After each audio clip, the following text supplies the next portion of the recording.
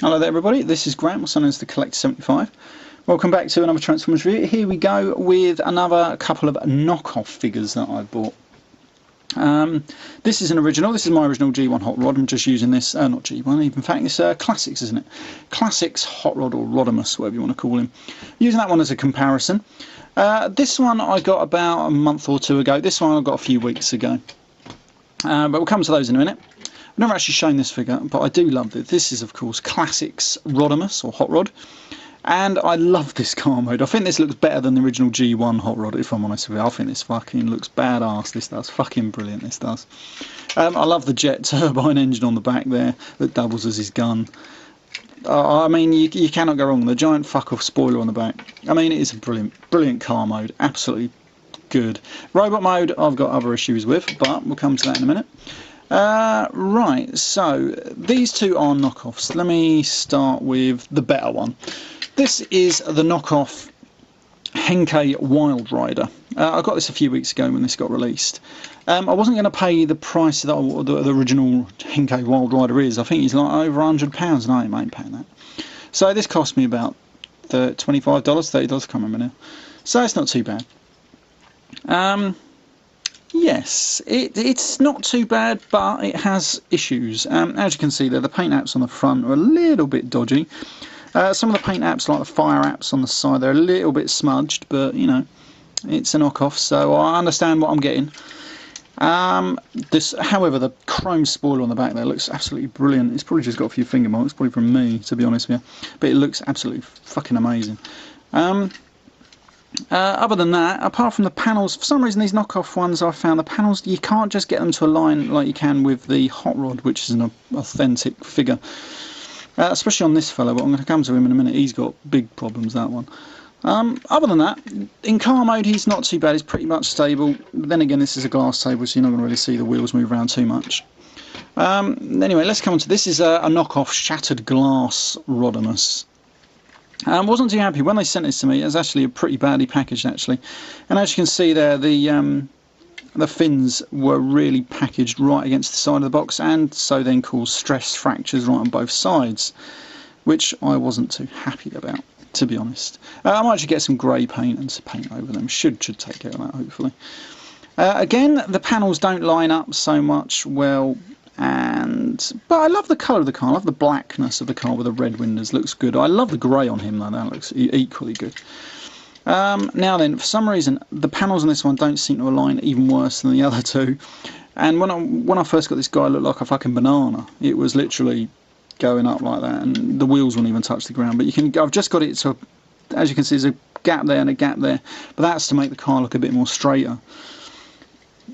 Fucking annoying, to be honest with you, but he's got extra problems in robot mode, which I'll get to in a minute. Other than that, these three are pretty cool. I do like them.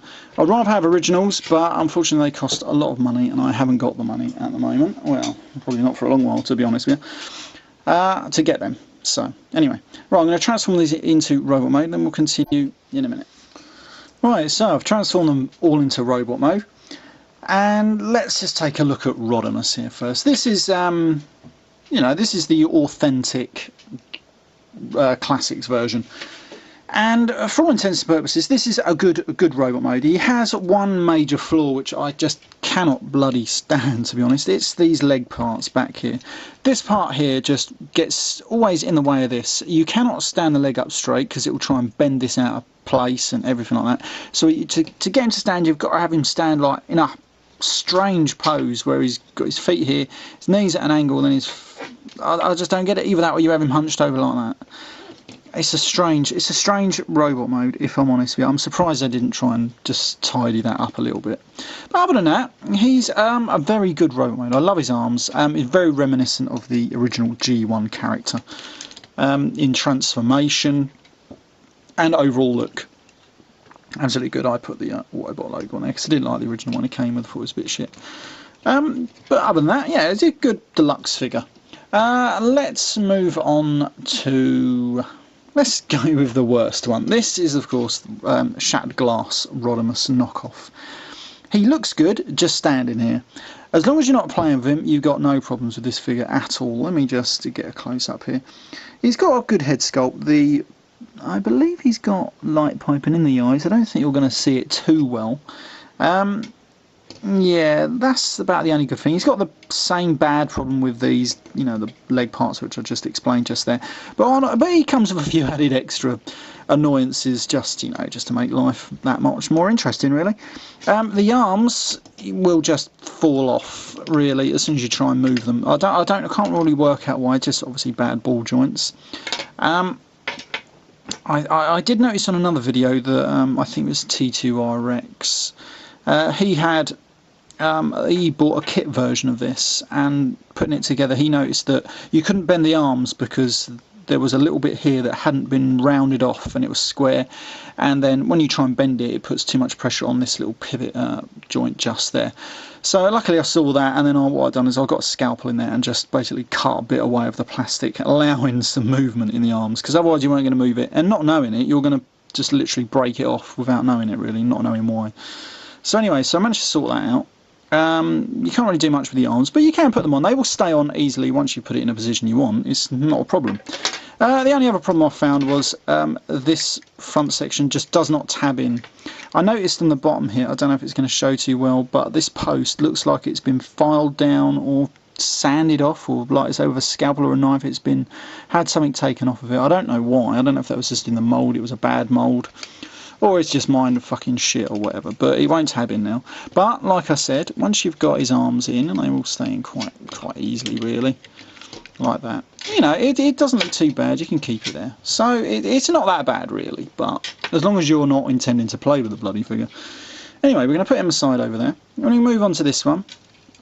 This one was a lot better, I've got to admit, in robot mode. The light piping in the eyes, you're not going to see it too well, but the light piping in the eyes works pretty well on this one. I love his red face, very reminiscent of his original G1 WILDRIDER. The legs are alright, it's still got the same problem there, but then again you can't do nothing. The arms, I didn't need to do nothing to those arms, it's already been sorted out on these ones, luckily. What else? The only problem I noticed in robot mode is one arm has a tendency to come off. That one just will pop off quite easy as that one. But the other one seems pretty stable. And the peg that I just mentioned on the other one seems pretty much more okay on this one. It pegs in nice and easy, and it doesn't look as bad as that one. So, other than that, he's a pretty cool robot. He does still come with his gimmicky thing in this arm, which is his communicator slash saw, depending on how you want to look at it, which, you know, is okay, really. I did like that, how they incorporate that onto the original figure. But if I'm honest, I do like these. I can't remember how much they were, about $40 odd, I think, $39.99, something like that. As long as you're prepared that they're obviously not going to be this quality, that's fine, as long as you're happy with that. From a point of view where people obviously don't like knockoffs of any kind. See, I don't like straight knockoffs of a figure, and I usually don't buy them unless, of course, they're either far out of my price range, and I know, and stuff like that. And then I can't help it. You know, if I want it, but I'm prepared that it's going to be a crap figure.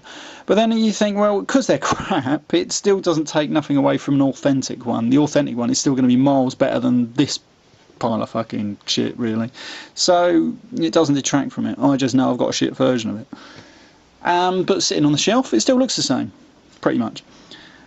Right, so that's been Graham, and I'll see you all next time. Bye for now.